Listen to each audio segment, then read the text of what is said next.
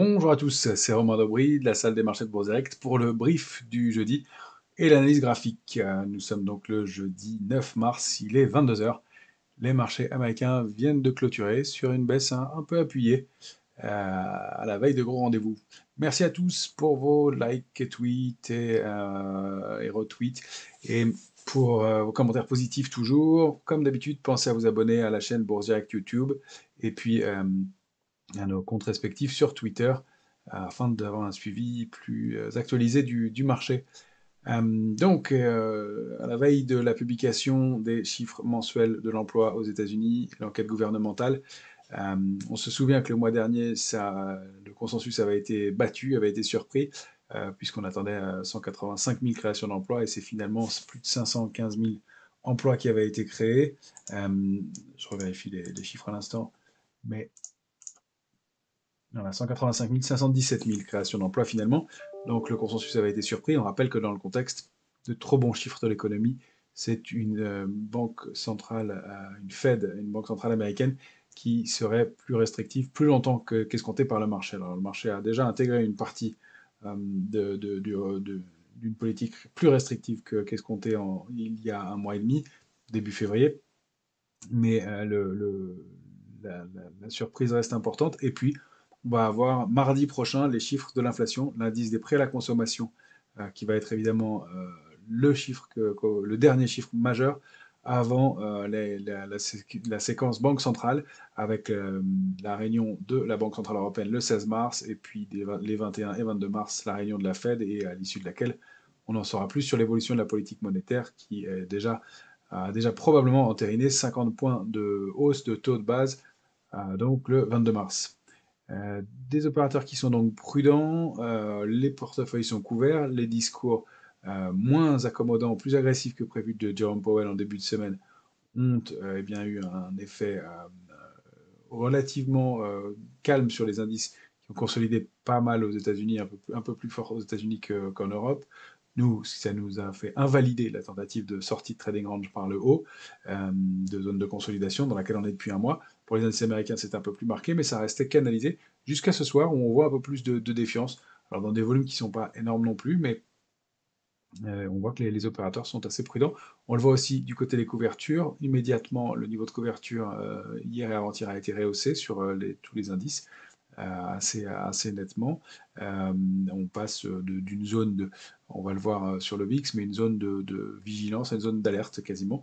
Et puis, en revanche, en contrepartie de ça n'est pas flagrant ce soir, mais au cours des séances de hausse récentes, on a vu de la construction d'intérêt sur l'Eurostoxx notamment, plus de 90 000 contrats créés par séance, ça fait 2, 2,5, 3% sur un contrat Eurostoxx sur lequel il y a plus de 4 millions de contrats ouverts sur le futur.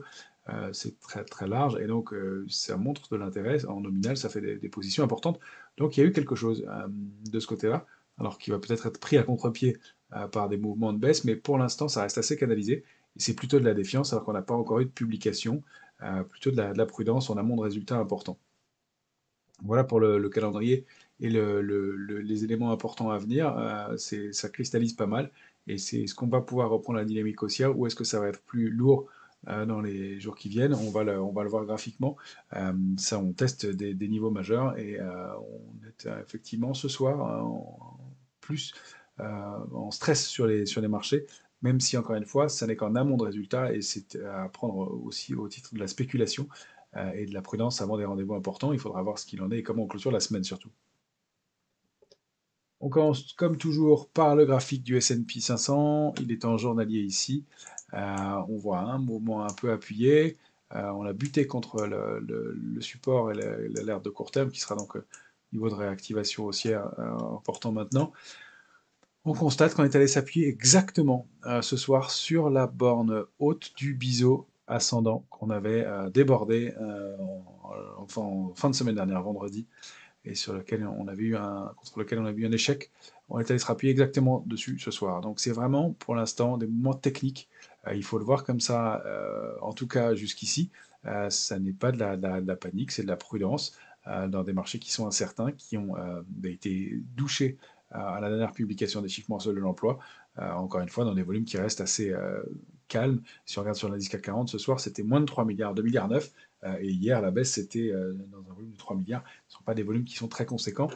Sur les indices américains, c'est la même chose. Ça reste assez canalisé, même si ce soir, sur le S&P, il faut le dire, c'est un peu supérieur à la moyenne. Il y a eu un contre-pied important. Donc, des indices vigilants. On revient sur cette zone importante qu'on avait évoquée plusieurs fois, le canal haussier de long terme, l'oblique baissière sous laquelle l'indice avait évolué depuis maintenant toute l'année 2022.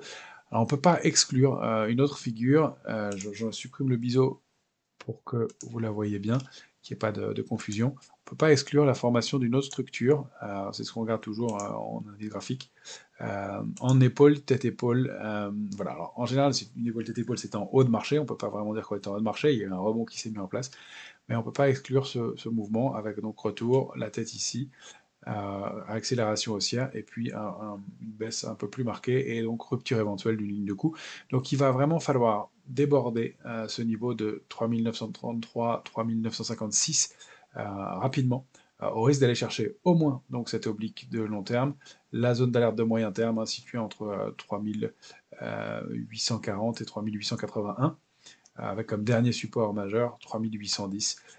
Ça, c'est vraiment la zone à préserver absolument, sinon on repart en tendance baissière et de façon plus marquée avec évidemment des supports intermédiaires, mais une invalidation de tout ce qui a été construit depuis plusieurs semaines maintenant. Donc on est vraiment à une zone charnière et il faut que la réaction se fasse rapidement.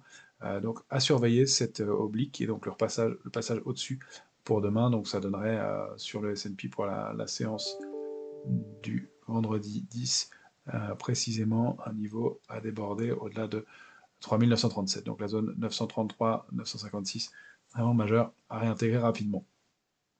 Pour l'heure, on conserve l'analyse avec cette oblique qui a été bien testée ce soir, sur laquelle bon, la réaction, on ne peut pas dire qu'elle a été énorme, mais elle s'est arrêtée ici, en tout cas pour le moment. Alors du côté du Nasdaq, ouais, c'est évidemment un peu le même type de réaction. On avait donc tenté de déborder à nouveau cette zone majeure, 12 008, 12 165. On s'arrête autour dans la zone, un tout petit peu sous 12 008 ce soir, des niveaux clés qu'on avait évoqués plusieurs fois, un gap qu'on avait laissé ouvert, qu'on a comblé finalement. Donc des niveaux à préserver. Le retour sous 11 860 ne serait pas un bon signal du tout, puisqu'il y a eu un contre-pied marqué, mais si on y retourne cette fois-ci, ce ne serait pas très bon signe. Sur le Nasdaq, le volume n'est pas extraordinaire ce soir. On a connu beaucoup plus de volume dans les mouvements de hausse précédents, mais on reste vigilant effectivement en amont de gros rendez-vous dans les heures qui viennent. Pas beaucoup plus à commenter pour l'instant. On retourne quand même sous des zones d'alerte, clairement. Nous, on tentera de racheter les replis, mais c'est agressif pour l'instant, et c'est surtout les publications de demain qui vont nous éclairer sur le sujet. On voit tout de suite que la volatilité s'est tendue, aujourd'hui nettement. Elle est sortie de la zone de vigilance pour repasser en zone d'alerte. On est sous la borne basse de la zone d'alerte, mais on ne peut pas négliger effectivement une structure de retournement aussi qui pourrait se dessiner, et donc une accélération de la volatilité, une baisse pourquoi pas des marchés. On a de la prudence, encore une fois, pour l'instant, sans signal ou sans élément tangible ce soir. En tout cas, j'ai pas vu de nouvelles passer qui justifient ce retournement. C'est de la prudence en amont de gros rendez-vous, des opérateurs qui se couvrent, la volatilité qui se tend. C'est plus à ce stade de la prudence. On va regarder l'Eurostoxx. Lui, il a toujours réagi de façon bien technique, au-delà de son alerte intraday qu'on avait fixé ensemble, donc le niveau de 4257, il a même rebondi assez nettement pour aller s'installer un peu au-dessus de son support majeur 4283. On a quand même une bougie d'hésitation, hein, on le voit bien avec des grandes mèches, des éléments toujours haussier tant qu'on est au-dessus de cette oblique, de cette alerte intraday. Évidemment, surpasse sous 4257 demain, ce ne sera pas bon signe. On repasse dans le trading range précédent, avec en mire au moins 4179, probablement compte tenu du contexte et des publications qu'on aura demain. Alors, un élément, en dézoomant un peu sur l'Eurostoxx, pardon, il y a beaucoup de traits, mais c'est pour que vous le voyez. On surveille aussi, puisque c'est avant tout l'analyse des prix, hein, l'analyse graphique, on surveille aussi cette forme arrondie un peu qui se met en place en haut de marché. C'est toujours important à surveiller quand il y a un arrondi comme ça, un échec, un ralentissement de la tendance. il faut le prendre en compte. Voilà. Donc tant qu'on reste dans des consolidations latérales, pas d'alerte majeure. On est toujours en range, hein, tant qu'on est au-dessus de 4180, mais on regarde toujours ce comportement de prix qui ralentissent, et vous voyez cette forme d'arrondi qui se met en place, qui est à surveiller, qui en haut de marché peut être un peu délicate. Il va falloir sortir par le haut et se réinstaller franchement au-dessus de ces niveaux-là assez rapidement. Sinon, effectivement, la consolidation pourrait être un peu plus marquée, même si, encore une fois, les portefeuilles sont couverts, il n'y a pas de quoi surprendre des opérateurs qui sont toujours enclins à acheter sur repli. On l'a vu plusieurs fois. On va passer sur le futur CAC 40. Euh, alors, lui est pour l'instant, eh bien, toujours dans un large trading range.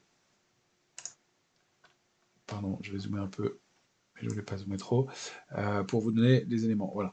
On est toujours dans un large trading range, c'est 4191, 7191, 7390,5. Le niveau est bien identifié maintenant, c'est une zone importante qu'on a débordée maintenant début mi-février. On est allé taper deux fois cette borne-là, même on a tradé un peu en dessous. En revanche, on n'arrive pas à dépasser 7390,5, qui serait notre niveau de réactivation haussière. On a accéléré ce soir et je vous ai laissé le trait d'un petit canal baissier que j'avais trouvé ce soir en faisant le point et qui était valable jusqu'à 21h et qui a été enfoncé en clôture. Clairement, en plus on passe sous 7249,5. Il n'y a pas de réaction haussière ce soir, on sent qu'il y a quand même un peu de fragilité et de prudence de la part des opérateurs en amont de gros rendez-vous. Pareil, de la même façon, c'est à prendre au sérieux. Si on repasse sous 7191, on pourrait accélérer un peu à la baisse. On a eu des volumes un tout petit peu supérieurs au jour précédent sur le futur, pas énorme par rapport à la moyenne, et c'est bien inférieur à ce qu'on a connu dans les séquences de hausse au-delà de 7100, 7130 il y a quelques jours. Donc, pas encore d'alerte, mais voilà, des opérateurs qui se montrent prudents, qui se couvrent et qui prennent du bénéfice et peut-être un tout petit peu de spéculation baissière à la veille de nos rendez-vous. De la même façon, on surveille sur le futur CAC 40 cette structure avec des bougies très claires. Hein. On est en hebdomadaire sur le futur CAC 40 avec depuis 4 semaines ces grandes bougies qui permettent d'identifier très clairement notre trading range. Alors on peut l'ajuster plus ou moins, mais il y a un niveau qui est important ici. Et donc, attention à ne pas rompre ce niveau-là avec une grosse bougie rouge. Ça forme un sommet en tour. C'est jamais un très bon signal. On rappelle que les premiers niveaux d'entrée et les premiers points en cas de repli un peu marqués, c'est la zone située autour de 7003. On va le voir en zoomant en 14 heures. Notre trading range, si on le duplique vers le bas, c'est un niveau situé un peu sous 7003, 6995, 6996. C'est un niveau de support majeur 7003. Si on casse 7191, on a de bonnes chances, on ferait donc l'alerte de court terme, on a de bonnes chances de rallier assez rapidement ce niveau-là, avec un petit coup de stress et un coup spéculatif un petit peu plus marqué. Pour l'instant, ça n'est pas fait, encore une fois, on est en amont de résultats, mais on ne peut pas négliger ce genre de structure et d'échecs. Le marché, à force d'échecs, peut accélérer un peu plus, toujours dans un contexte où les portefeuilles sont plutôt couverts. Voilà ce que je voulais vous montrer sur les indices. Intéressant et important à surveiller aussi du côté du Brent. Il est en journalier, toujours en tendance baissière. Le canal, on le voit bien, on a rebondi au-dessus, mais on fait des rebonds qui sont de moins en moins hauts. Et on est bloqué donc entre 80,40 et 87,50, mais on n'arrive plus depuis début février, oui, le rebond entamé début février, à aller chercher le niveau de résistance majeure à 87,50. On a une petite intermédiaire à 86,35, mais on n'y arrive plus et on revient s'appuyer avec des volumes un tout petit peu plus soutenus sur 80-40. Donc cette structure peut entraîner une accélération baissière sous 80-40 et puis surtout sous 80-80 pour aller chercher le support majeur 75 et pourquoi pas le bas du range à nouveau et entamer une poursuite de consolidation sur un actif qui n'arrive plus à rebondir depuis quelque temps maintenant. Je voulais vous montrer aussi, pour illustrer le stress qui est en train de se matérialiser un peu sur le marché, le rebond de l'or, double appui sur le niveau de support majeur à 1814,59 et une accélération haussière aujourd'hui à remarquer, avec un volume qui n'est pas extraordinaire, mais qui est quand même à surveiller. Donc voilà, un peu de tension et un peu de regain d'intérêt pour l'or sur un support qui est important, 1814. Ça peut être un bon point d'entrée pour des stratégies d'ailleurs spéculatives pour viser des retours vers 1869, 1908, pourquoi pas. On est toujours, on le rappelle, hein, sur l'or dans un très large trading range depuis plusieurs mois et même années, depuis mai 2020, situé entre 1688 et 2070. On est un peu au milieu, mais on est au-delà de ce support à 1814 qui est préservé maintenant, et donc une réaction à surveiller. On remarque qu'effectivement les métaux précieux tiennent pas mal ce soir, même si l'argent avait pas mal décroché euh, hier. Voilà pour les éléments graphiques et techniques à surveiller euh, pour cette fin de semaine. On verra pour les valeurs un peu plus en détail en début de semaine en fonction bien, des réactions de demain et de la fin de semaine qui s'annonce donc assez volatile probablement compte tenu des réactions de ce soir. Et donc de voir effectivement que pas mal de valeurs. On voit qu'il y a des titres comme pas mal de sanctions sur des titres, hein. On a vu JC Deco sanctionné sur des publications assez violemment, OVH aussi. Donc les réactions sont un peu brutales. Et là, on remarque que les rebonds précédents par rapport aux réactions précédentes ont été moins importants. En revanche, on a des réactions positives sur des titres comme Thales qui baissait au moment de sa publication hier, qui a rebondi aujourd'hui, sur laquelle nous on est rentré à titre dynamique. Donc pas mal de petites choses encore à faire et des réactions positives aussi sur certains titres, même si effectivement les sanctions étaient un peu plus violentes ces dernières heures. Voilà, je vous souhaite une excellente fin de semaine à tous. Très bon chiffre de l'emploi aux États-Unis. Soyez prudents et vigilants toujours sur les marchés. Gardez du cash, pas de surexposition. Et puis soyez capable de changer le plan de trading en cas de rupture de niveau ou de débordement de résistance. Excellente fin de semaine à tous.